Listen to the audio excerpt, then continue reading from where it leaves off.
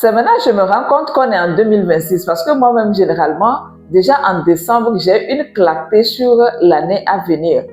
Et je m'y prends comment?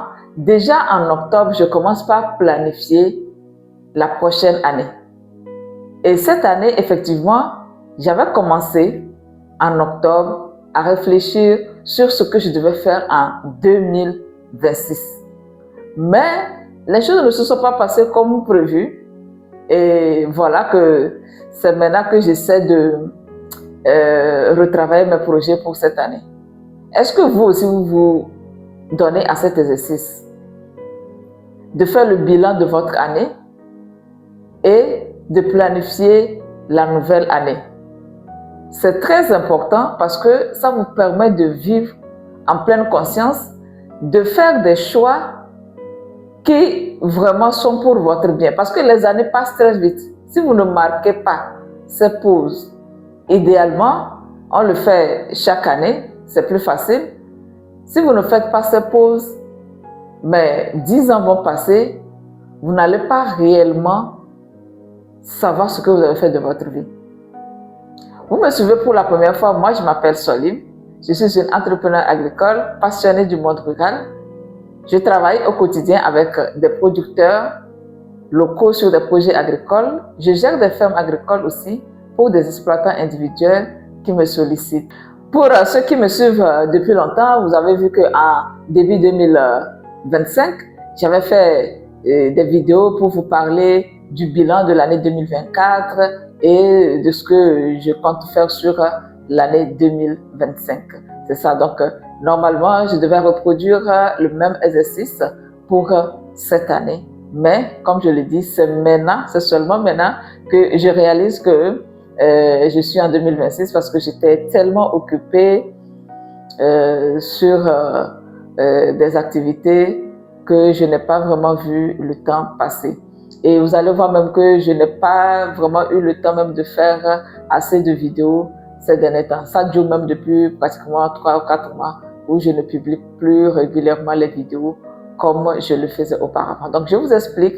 Normalement, selon moi, l'année fin septembre là, c'est que l'année est terminée et puis à partir de octobre, on commence par planifier la nouvelle année. C'est ce que moi je fais. Ce n'est pas une obligation, mais c'est ce que moi je fais.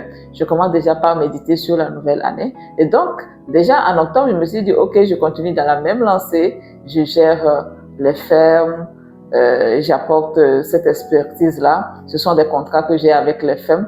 Maximum, je travaille avec 4 fermes chaque année. Puisque gérer une ferme, il faut une présence. Les contrats de gestion de ferme que j'ai, ce sont des contrats où je suis obligée d'être sur la ferme au moins une fois par semaine, mais en même temps, toutes les activités de chaque semaine, je les planifie. Je prenais mes dimanches pour planifier toutes les activités sur toutes les fermes.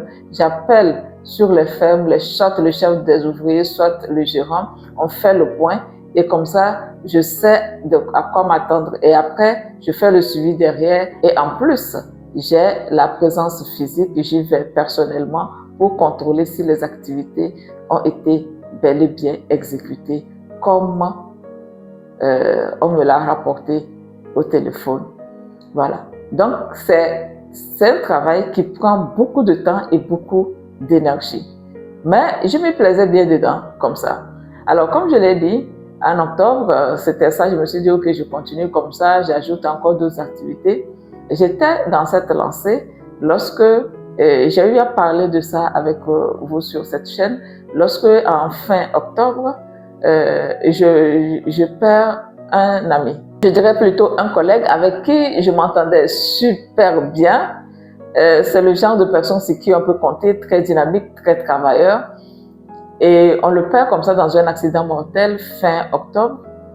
Et ça m'a vraiment marqué parce que c'est la première fois que je perds quelqu'un d'aussi proche avec qui j'étais moins de 24 heures même avant son décès, moins de 24 heures avant son décès, on était très proches, on se touchait parce que en fait il était très proche.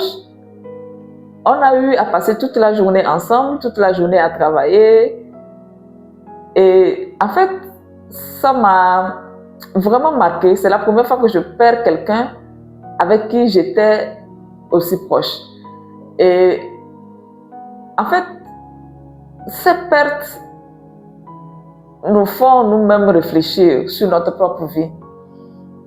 Parce qu'il avait tellement de projets. Et quand on s'est vu même, on avait parlé de certaines choses. Donc, il avait plein de projets et il ne savait pas que en moins de 24 heures, il allait faire un accident et puis sa vie allait s'arrêter là. Donc, c'est là même qu'on se pose la question de voir est-ce que réellement nos choix quotidiens nous profitent à nous-mêmes ou bien est-ce qu'on est toujours au service des autres sans tenir compte de nous-mêmes, nos besoins, parce que cet accident mortel, c'est toujours dans le sens, dans le cadre de servir les autres et qu'il a eu. Vous voyez? Donc, ça remet même en cause totalement. Pour moi, par exemple, ça fait que, en fait, je me suis dit, Solim, qu'est-ce qui est vraiment important, en fait, dans cette vie? Et donc, en novembre, c'est un mois que j'ai passé même en ayant la tête en l'air parce que j'ai pris une pause carrément et je me suis dit, en fait, cette vie, ce n'est pas forcément pour les gens qui sont bons, les gens qui sont bien, qui sont valeureux, c'est pas toujours eux que la grâce de la vie, c'est pas à eux toujours qu'on donne la grâce de la vie. Et le plus important, c'est de pouvoir vivre une vie qui a un sens pour soi. Donc, j'ai commencé même à interroger mes actions pour voir est-ce que ça a vraiment du sens pour moi-même. En analysant mes activités, je me rends compte que la gestion des fermes, ça me prend 90% de mon temps, de mon énergie. C'est vraiment énergivore parce que aller sur les fermes, gérer le personnel. Quand je dis que je travaille sur les fermes, ça veut dire que tout le personnel de cette ferme, je gère tout ça. S'il y a un problème, en fait, tout ce qu'il faut faire sur la ferme, je gère ça. Et c'est quand ça me dépasse que je dois faire recours au promoteur même. Donc, la gestion courante des fermes, et toute cette charge mentale, et la gestion des caprices des ouvriers et tout, c'est moi qui suis toujours en train de gérer ça. Et en plus de ça, il faut se rendre sur les fermes. Avec les routes que nous connaissons là, ce n'est pas évident. Même s'il me faut prendre 20 ou 30 km même sur le goudron, c'est que nos goudrons là aussi, c'est problématique. Vous allez voir des goudrons avec des crevasses sur la voie, avec des titans qui passent. En fait, il faut faire très très attention. Et si c'est sur les pistes rurales, vous allez voir que les voies ne sont pas du tout bonnes. Et tout ça là, toutes ces courses là, je le fais à moto. Je me rappelle, en fait, je suis en train de prendre de l'âge aussi, 7-8 ans en arrière, lorsque je commençais. Mais je peux faire 100-150 km par jour, il n'y a pas de souci. Aujourd'hui, je me fais un 100 km et il me faut prendre peut-être 2 jours de repos avant de refaire encore les mêmes distances. Donc, je me rends compte que, en fait, ce n'est plus la même énergie comme avant. Oui, mais pourquoi j'ai choisi les femmes? Parce que c'est lorsque j'ai commencé par travailler avec les femmes que j'ai réellement commencé à gagner de l'argent avec mon activité. Parce qu'avant, il faut se rappeler que lorsque je travaillais avec les coopératives agricoles, c'est de l'argent qu'on finançait. On finançait beaucoup ces coopératives agricoles. Et c'est dans la vente, dans l'exportation des fruits, dans la vente des fruits, c'est là qu'on arrivait à gagner de l'argent. Mais travailler uniquement avec les coopératives, sans le marché d'expédition des fruits, ça ne rapportait pas. Donc, c'est lorsque j'ai eu assez de problèmes au niveau de l'exportation des fruits que j'ai proposé mes services à gérer les fermes. Et lorsque les fermes ont commencé à payer, là, ça m'a vraiment aidé à remonter la pente. Donc, j'ai analysé vraiment et je me rends compte que, en fait, la gestion des fermes, c'est par rapport à la sécurité financière que ça me donnait, que je continuais vraiment à le faire. Mais j'aimais beaucoup aussi gérer les fermes parce que ça me permettait d'apprendre, ça me permettait d'expérimenter beaucoup de choses. Avant de commencer par apporter mon expertise, moi je ne maîtrisais que la culture de l'ananas. Mais avec la gestion des fermes, mais j'ai expérimenté plusieurs cultures. Aujourd'hui, quand on me parle du maïs, je sais bien le faire, le niébé, l'igname, etc. C'est sur les fermes, en travaillant, en expérimentant cela, en me faisant coacher, que j'ai pu aussi apprendre ces choses. Et lorsque moi j'ai des occasions d'apprendre, d'expérimenter de nouvelles choses, je suis toujours motivée. Donc c'est ça, gérer les fermes, c'est par rapport à la sécurité financière que ça me donnait et aussi par rapport aux expériences d'apprentissage que cela m'offrait. Mais en même temps, je me rends compte que ça me fatiguait vraiment à un point que des choses que j'aimerais faire, des choses que moi-même je juge aussi très importantes, je n'arrivais pas à le faire. Par exemple, j'écris. Donc, disons sur toute l'année 2025, je n'avais même pas eu vraiment le temps de terminer un manuscrit, même que moi-même, normalement, en un mois, si je me concentre, je pouvais terminer. Je n'ai pas pu le terminer jusqu'à ce que la fin d'année n'arrive. Et je vois que ce manuscrit, c'était très important que je le termine pour que je puisse publier. Vous voyez, et il y a plein d'autres choses comme ça que je suis obligée de mettre de côté pour pouvoir satisfaire beaucoup plus pleinement ces fermes. Pourquoi je vous raconte tout ça?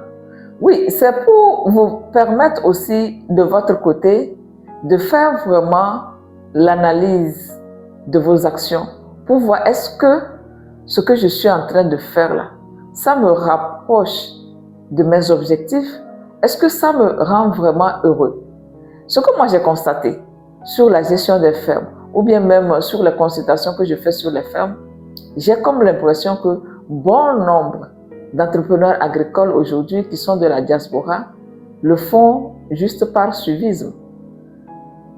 Oui, parce que créer la ferme, faire tourner la ferme depuis des années, ça vous a tellement épuisé, mais vous n'avez pas le courage aussi de changer de stratégie. Parce que beaucoup de personnes me contactent et ils m'expliquent leurs problèmes. En fait, ils sont à bout. Les gens viennent me contacter seulement lorsqu'ils ont tellement essayé de choses, ça ne marche pas, ils sont épuisés, financièrement ça ne va plus. Mais même en me disant qu'ils sont tellement épuisés que ça ne va pas, quand tu vas sur la ferme même, les fonds qu'ils ont investis ne reflètent même pas la réalité de ce qu'on trouve sur la ferme. Des gens qui me disent qu'ils ont mis 30 millions, 40 millions, 50 millions, 100 millions sur des fermes. Mais quand tu arrives sur la ferme, on te dit qu'on a mis 50 millions sur cette ferme-là, tu seras étonné. Tu vas dire, mais l'argent est passé où? Parce que sur la ferme, c'est comme si, en fait, c'est comme si tout est à zéro. Vous voyez? Créer une ferme, il faut de la présence. Si vous n'avez pas une personne de confiance ici qui peut vous gérer votre ferme, je vous encourage à chercher une autre activité. Ce n'est pas seulement le fait de créer des fermes, ce n'est pas seulement ça qui peut vous permettre de gagner de l'argent. L'agriculture, moi je le dis toujours, si vous n'avez pas de la passion pour ça, si vous n'avez pas de la passion pour l'agriculture, ne mettez pas votre argent dedans. Cherchez où est votre passion, parce que chacun a quand même quelque chose qui le fait vibrer. Cherchez ça et allez investir votre argent dedans. Ainsi, ça vous serait beaucoup plus simple. Il y a des promoteurs de fermes, et ça m'étonne énormément, qui ont peur de la brousse, qui ont peur d'aller dans la brousse, qui ont peur des mouches, qui ont peur d'aller même, dès qu'ils sont sur leur ferme, ils font 30 minutes là-bas, c'est comme si ça les pique, il y a quelque chose qui les gratte le corps. Mais voilà des gens qui veulent créer des fermes. Ça veut dire que ce n'est pas votre domaine. Ce n'est pas votre domaine en fait. Si vous n'aimez pas un secteur et que c'est seulement à cause des rendements ou bien de l'argent que cela peut produire, que vous voulez investir dans ça, non. Cherchez autre chose. Ne suivez pas la mode parce que tout le monde dit « Ah, j'ai une ferme, j'ai une ferme ». Je ne pense pas que tous ceux qui s'en sortent ont forcément une ferme. Voilà. Donc, vous n'êtes pas obligé d'investir dans l'agriculture. Et vraiment, il y a certains même qui tombent malades à force d'envoyer de l'argent et que cet argent soit détourné. Non, posez-vous les vraies questions. Si vous avez remarqué que, créer une ferme en Afrique, dans votre pays, en étant dans la diaspora, vous épuise. Posez-vous les bonnes questions et demandez-vous, est-ce que ce ne serait pas mieux de laisser tomber et d'investir l'argent en autre chose?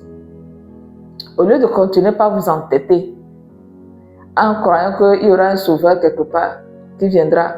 Parce qu'au niveau de la gestion des fermes même, des fois, comme je l'ai dit, il faut gérer les caprices des ouvriers, mais il y avait aussi des promoteurs de fermes tellement capricieux, plaintifs. En tout cas, ils fatiguaient aussi. Ils fatiguaient. Parce que quand on fait les planifications et tout, ils vont te demander où est-ce qu'il va pleuvoir. S'il ne pleut pas, ça veut dire que mon argent va se perdre. Bon, quand vous me posez à moi la question de savoir est-ce qu'il va pleuvoir, si moi je vous dis que oui, vous allez croire. Est-ce que moi je maintiens la météo? C'est pas moi qui décide. C'est pas moi qui décide. Des fois on met tout en place, mais il peut y avoir des attaques, etc. Il peut y avoir le marché qui ne répond pas. Les prix sont très bas sur le marché et donc les prévisions faites ne concordent pas. Oui, moi je peux rassurer que le côté technique, en espérant qu'il y aura la rentabilité. Mais quand il y a des facteurs, il y a tellement de facteurs qu'on ne maîtrise pas. Et donc des fois, il y a des promoteurs de fermes qui deviennent désagréables. Comme si, voilà, la faute venait de quelqu'un. Mais quand quelqu'un aime l'agriculture, il connaît à peu près les risques et il essaie de comprendre. Vous voyez, donc moi, j'ai personnellement repensé à ça. Et comme je l'ai dit, dans mon programme, normalement en 2026, je devais continuer à travailler sur les fermes et tout. J'ai revu l'inventaire des fermes que je gérais, les fermes qui me semblaient problématiques. J'ai tout simplement tenu à mettre fin à mon contrat sur ces différentes fermes qui me prenaient beaucoup d'énergie pour finalement pas grand-chose. Donc, j'ai eu le courage de mettre fin à tous ces contrats-là qui me fatiguaient. Et vraiment, ça va me libérer du temps pour faire d'autres choses que moi-même je juge beaucoup plus importantes. Donc en décembre, j'ai beaucoup travaillé pour clôturer tous les rapports, pour rendre les comptes. Ce mois aussi, il me reste quelques rapports à terminer sur certaines fermes. Donc je clôture tout ça et je peux sereinement tourner la page et débuter l'année. Voilà, donc même si mon année commence à partir du 1er février, ce n'est pas grave. J'ai suffisamment le temps pour reprendre. Je vais continuer par gérer les fermes, c'est ça, mais peut-être ce serait 1 ou 2 fermes maximum. Et je les ai déjà. Donc ça c'est bon. Et maintenant, ce que je vais faire, ça c'est ce que j'ai toujours fait depuis le début. Que ce soit avec les coopératives agricoles ou bien que ce soit avec les fermes agricoles. Donc, former. Ça, c'est ce que j'aime faire le plus, former. Parce qu'avec les coopératives agricoles, mais ce que je faisais la plupart du temps, c'est de les former sur la production de l'ananas et on faisait le suivi. Le suivi, c'est toujours la formation qui continue. Donc, vous voyez, donc c'est ce que j'aime faire le plus. Sur les fermes agricoles également, et je passe tout mon temps à former, que ce soit les ouvriers, que ce soit les gérants, à pouvoir bien faire les choses. Ce qui est bien, c'est que lorsque moi je travaillais sur les fermes agricoles, je ne me rendais pas indispensable. J'avais toujours quelqu'un à côté à qui je coachais, je formais pour pouvoir reprendre le relais. Donc c'est déjà ça. C'est ce que je faisais partout. Et donc maintenant, je vais beaucoup plus accentuer ça, même si les formations seront virtuelles. Je ne vais pas me déplacer sur la ferme comme je le faisais avant, mais je vais mettre en place, j'ai mis en place même déjà le cours existe puisque j'ai toujours formé les gérants de ferme. Donc, je mets en place une formation sur les gérants de ferme. C'est une formation pratique, mais qui va se faire en ligne. Je vous reviendrai dans quelques jours pour plus de détails. La première vague sera pour un nombre très limité de fermes et ainsi de suite. On va pouvoir l'élargir plus. Donc, je reviendrai avec beaucoup plus de programmes de formation en ligne sur l'agriculture parce que les années de pratique, avec toutes ces années de pratique, il y a de la connaissance qui est là et il faut que cette connaissance soit partagée. En tout cas, moi, je sais que côté de la formation, ça fait partie de mes missions de vie et que vraiment, il faut que je puisse transmettre cela. Donc, je ne peux pas garder, je n'ai pas fait tout ça là pour garder ça pour ma soeur. Il va falloir que je puisse le partager et à travers les consultations de vos projets aussi, je peux vous donner les conseils nécessaires pour vous permettre de réussir sur votre ferme. Mais là, ça va vous demander que vous-même, vous soyez très investi dans la réussite de votre ferme, de ne pas juste envoyer de l'argent et d'attendre miraculeusement des résultats, mais que vous-même, vous soyez très attentif derrière pour pouvoir suivre les choses et seulement en faisant cela, vous pouvez avoir les bons résultats. Et pour pouvoir faire cela aussi, ça veut dire que quelque part, vous-même, vous êtes passionné de la chose. Je me rappelle bien aussi que je dois partager avec vous l'expérience des ouvriers permanentes que j'ai eu à faire en 2025. C'était la grande expérience pour moi, donc placer les ouvriers sur les fermes, comment ça s'est passé jusqu'à la fin de l'année. Je dois partager cette expérience-là avec vous. Donc, je vais faire les vidéos dans les jours à venir. Restez connectés seulement. Parce que ce mois de janvier-là, comme je l'ai dit, je suis en train d'expédier tout ce qui me reste à faire en 2025 parce que ces vidéos-là, normalement, je devais les faire depuis 2025. Je ne les ai pas faites. Donc, restez connectés les jours qui vont suivre là. Je vais vraiment me poser et vous fournir toutes ces vidéos-là qui manquent. Comme ça, on sait que, voilà, on a tourné la page de 2025. Donc, merci beaucoup d'avoir suivi la vidéo. Je vous donne rendez-vous dans quelques jours pour une nouvelle vidéo sur une thématique. Ça serait forcément sur l'expérience avec les ouvriers permanents. Voilà, c'est cette vidéo-là que je vais faire d'abord. Et d'ici là, prenez bien soin de vous, portez-vous bien. Au revoir.